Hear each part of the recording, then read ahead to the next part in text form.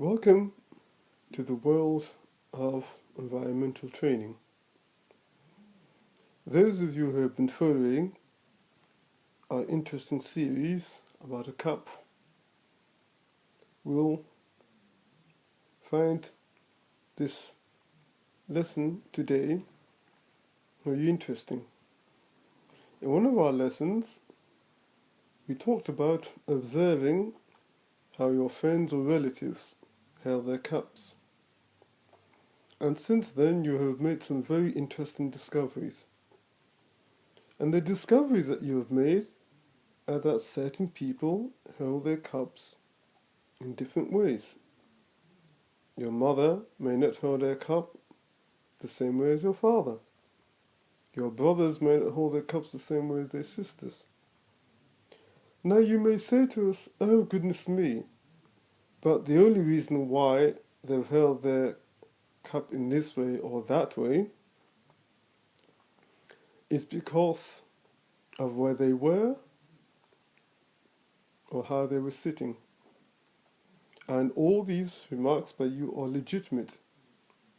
That's why it is constant observation. Remember, we do things out of habit. Things become unconscious habits, and even we don't know them. You may say he's holding the cup with his left hand because there is no space on the right. Or you may say that he's using his right hand because he has books on the left which he doesn't want to stain.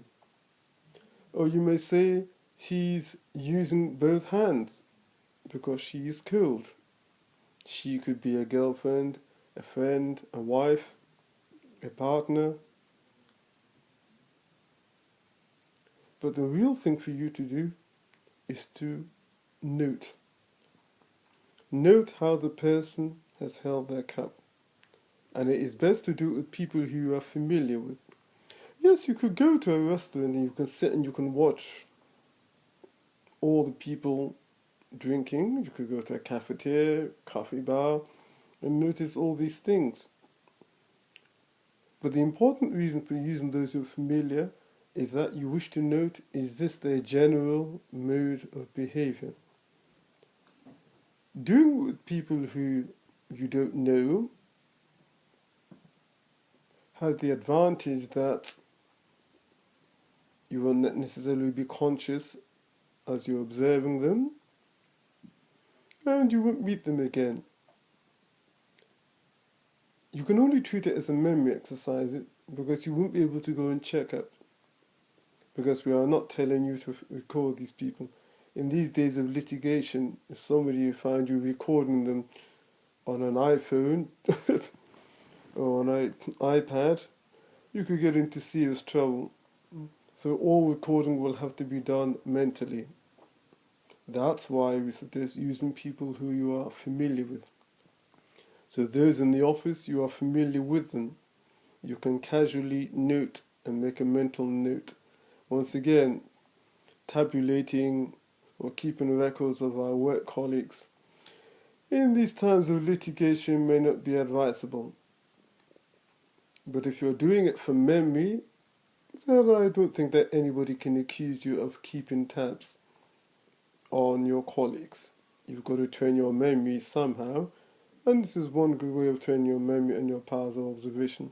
So I would not allow the thought of litigation to scare you. Carry on observing. You'll find it of more importance to carry on observing than worrying about litigation.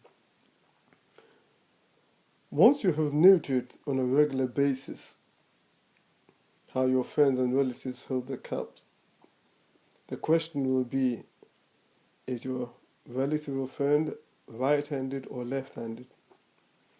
In these days when people use more phones than ever to write, you'll find it will be an interesting way of noting whether a person is right-handed. You can then extend the exercises and think, well, if this is how he holds his cup, when he's drinking from a bottle, does he do the same thing? So if he holds the cup with his right hand, does he hold a bottle with his right hand? If he holds the cup with her left hand, does he hold the Diet Coke with her left hand. If he holds a hot drink with his right hand, does he hold a cold drink with the same hand? Somebody may hold a cup with two hands to warm their hands, but do they hold a cup or glass with two hands to cool the body down?